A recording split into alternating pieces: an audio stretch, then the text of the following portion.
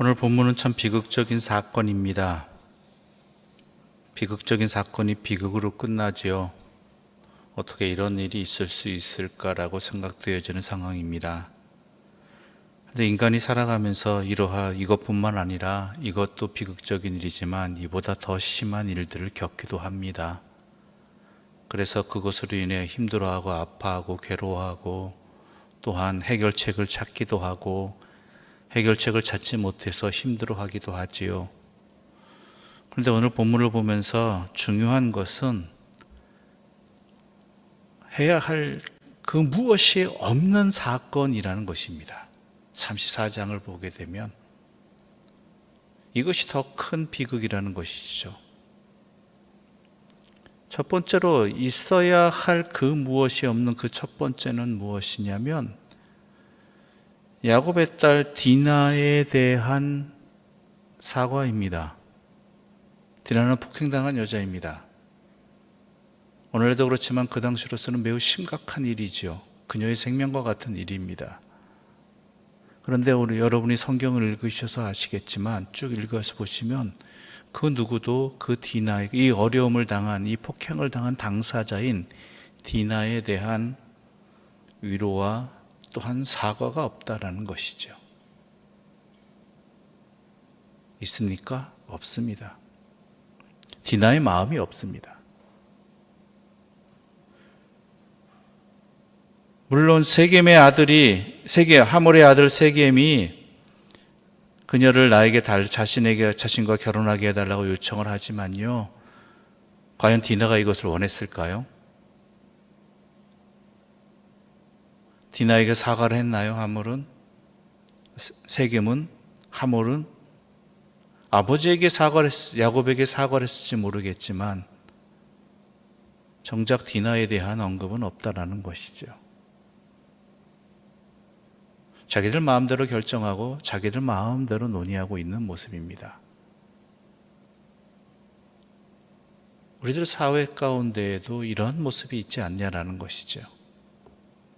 어떤 사건을 앞에 두고 그 사람의 마음을 헤아리고 그 어려움을 당한 자의 심정을 살피는 것이 아니라 자기들 생각 속에서 자기들 판단 속에서 이리저리 상대방은 상관없이 이 피해자는 상관없이 움직여버리는 세상의 모습, 정작 위로받아야 할 사람이 위로받지 못하고 또한 사과해야 될 이러한 일들을 하지 않는 이러한 모습들이 우리들 가운데도 얼마나 많이 있느냐라는 것이죠. 분명히 오늘 본문의 사건은 비극적인 사건인데 이것이 더 큰 비극입니다. 정작 디나에게 대한 사과나 그녀를 헤아리는 표현은 행동을 한 사람은 없다라는 것이죠. 최소한 우리는 그러지 말아야 되겠습니다. 무엇이 먼저인지 또는 무엇을 먼저 해야 될지를 제대로 알아야 된다라는 것이죠. 자기 의지와는 상관없이 결혼의 이야기가 오가고 또한 자기의 상황과 상관없이 그 아픔 속에 있는 그녀를 돌보는 일보다는 서로가 서로의 이익을 생각하고 서로가 서로에게 피해를 주고 복수하는 일들로 이어지게 된다라면 이것이야말로 오늘 본문의 비극인 것입니다.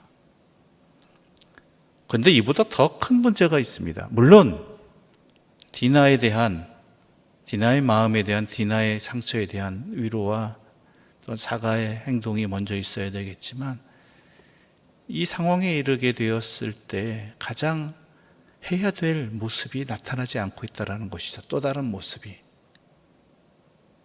5절의 말씀 함께 읽어볼까요? 5절입니다. 야곱이 함께 읽겠습니다. 야곱이 그 딸 디나를 그가 더럽혔다 함을 들었으나 자기의 아들들이 들에서 묵축함으로 그들이 돌아오기까지 잠잠하였고. 아버지 야곱의 모습이 참 딸을 더 힘들게 합니다. 이런 비극적인 일을 당했는데 잠잠하다라는 것이죠. 그런데 성경이 말하는 바는 더 큰 문제입니다. 야곱의 문제입니다. 이건 뭐냐면 뭘 해야 될 것 같습니까? 오늘 본문의 이 34장의 특징이 뭐냐면 하나님이 안 계십니다.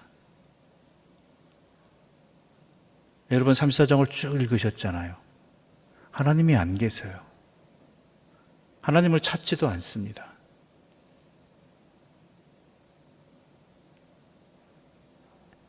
이게 성경이 우리에게 말하는 바입니다. 야곱이 뭐 해야 될까요? 이때쯤이면 하나님을 찾아야 된다는 것이죠. 하나님께 기도해야 된다는 것이죠. 뭐 하고 있어요? 잠잠하고. 나중에 뭐라 그래요? 이 큰 일이 벌어지고 난 다음에 야곱은 도리어 화를 냅니다.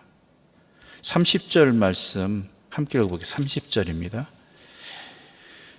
야곱이 함께 읽겠습니다. 야곱이 시므온과 레위에게 이르되 너희가 내게 화를 끼쳐 나로 하여금 이 땅의 주민 곧 가나안 족속과 브리스 족속에게 악취를 내게 하였도다. 나는 수가 적은즉 그들이 모여 나를 치고 나를 죽이리니 그러면 나와 내 집이 멸망하리라. 네. 도리어 야곱은 뭐하고 있었다는 얘기예요? 자기의 딸이 이처럼 가증한 폭행을 당했음에도 불구하고 야곱이 염려한 것은 이들의 세력이 많아서 내가 혹시 어떻게 그들 앞에서 해를 당할까 봐 두려워했다라는 거예요.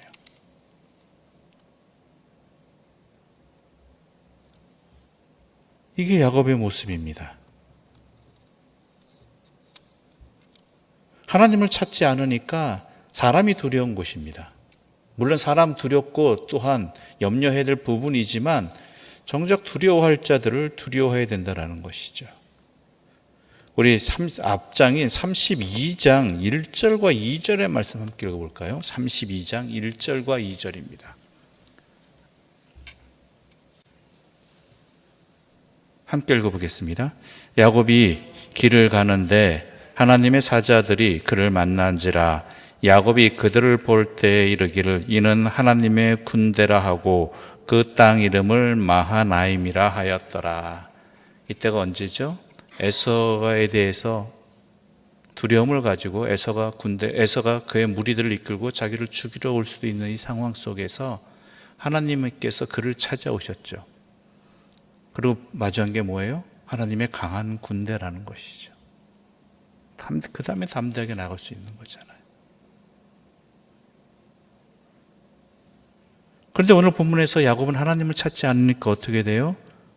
자기의 딸의 이런 일을 당했음에도 불구하고 그 앞에서 해야 될 일들을 하지 못하고 해야 될 소리를 하지 않게 되고 도리어 자기가 뭐라고 하면 당연히 해야 될 일인데 자기의 딸을 위로하고 이러한 폭행을 한 자들을 향하여서 화를 내고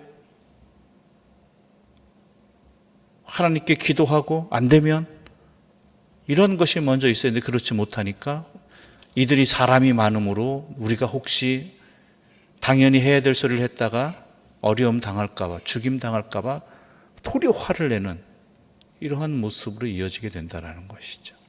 이게 가장 큰 비극입니다. 하나님을 찾지 않는다는 것이죠. 야곱뿐인가요? 그 아버지의 그 아들들입니다. 그 아들들은 어떻습니까? 물론 자기 누이의 복수를 위해서 하는 행동이지만 그들도 하나님 찾지 않습니다. 그래서 어떻게 해요? 할례를 이용하잖아요. 할례는 뭡니까? 단순히 누군가를 속이고 자기 이익을 취한 전략적 방법입니까? 아니잖아요. 할례는 하나님께서 직접 아브라함에게 명하셔서 하나님의 자녀란 징표잖아요. 그런데 그것과는 상관없이 자기들 생각대로 할례를 하나님의 이 성스러운 행동을 가지고 행위를 가지고 자기들 전략에 이용해 버린다는 거죠. 하나님의 뜻과는 상관없이 할례를 하게 하신 그 목적과는 상관없이 하나님께 기도하고 했나요? 아니잖아요. 그런데요, 기독교 역사에 이런 모습이 너무나 많이 있습니다.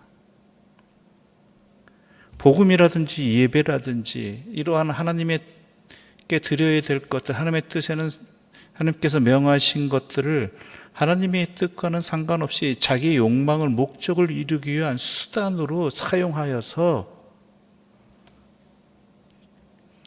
도리어 하나님의 뜻을 공경하지 아니하는 어긋나는 잘못된 행위로 연결되어진다는 것이죠. 선교 역사에 이런 것이 얼마나 많은지 아십니까?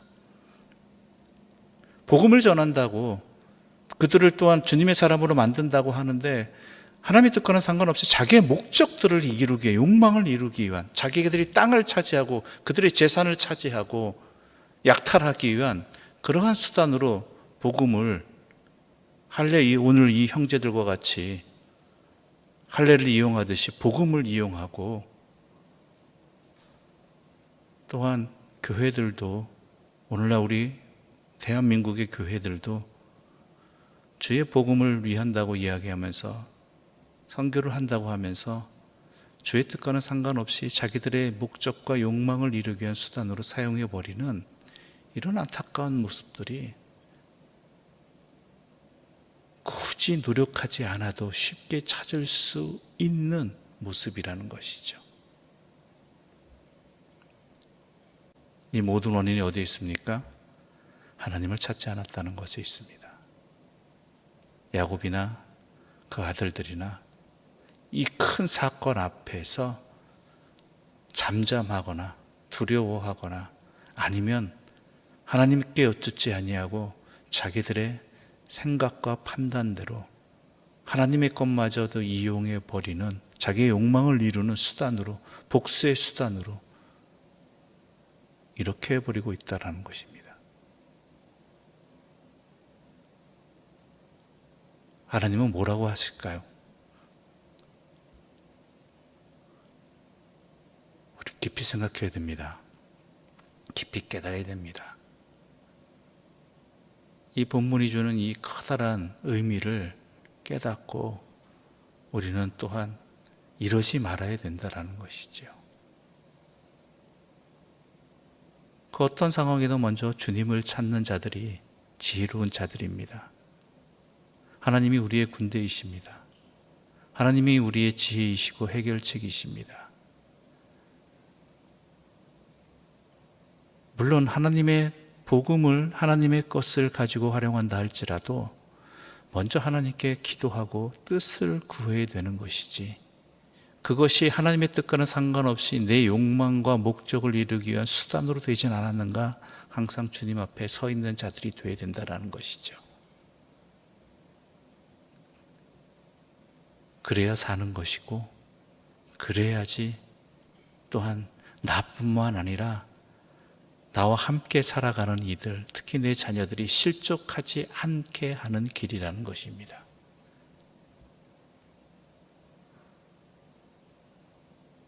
이 말씀 앞에서 나는 그러지 아니한지, 우리는 그러지 아니했는지 분명히 돌아볼 수 있는 기회가 되기를 바라고, 우리의 소견에 오른 대로가 아닌 그 어떤 상황에서 주님을 찾을 수 있는, 우리와 함께 계시는 주님 앞에 설 수 있는 복된 자들 되시기를 간절히 소망합니다.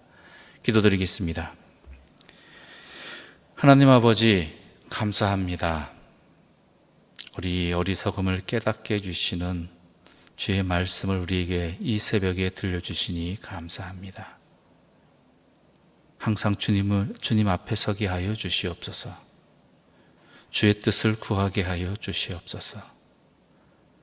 또한 그 어떤 것도 주님 뜻에 어긋나지 아니하도록 우리의 욕망과 우리의 또한 욕심을 채우기 위한 수단으로 하나님의 것을 잘못 사용하지 아니하도록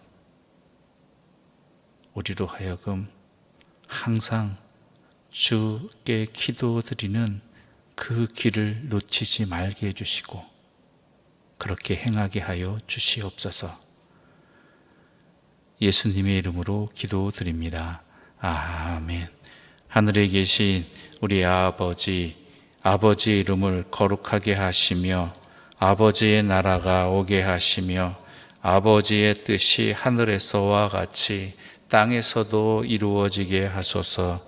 오늘 우리에게 일용할 양식을 주시고 우리가 우리에게 잘못한 사람을 용서하여 준 것 같이 우리 죄를 용서하여 주시고 우리를 시험에 빠지지 않게 하시고 악에서 구하소서.